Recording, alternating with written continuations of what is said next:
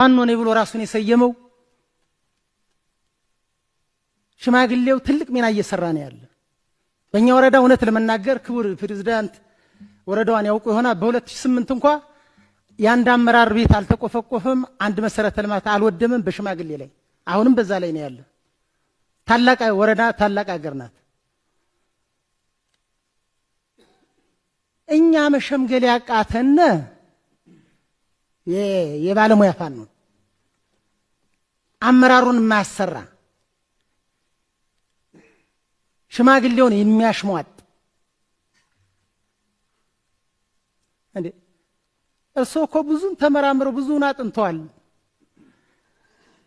የሌብነት ሳይንሱን ግን ስላላጠኑት አልደረሱበትም።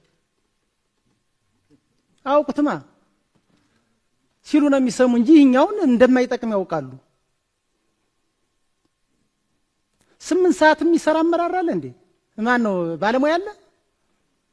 ተገቢ አገልግሎት እያገኘ ነው ህዝቤ ብለው ያምናሉ ነው? ይህን መፍትሄ ለመውሰድ ወደ ታች መሬት እንዲነካ ለማድረግ ችግሩ ምንድነው?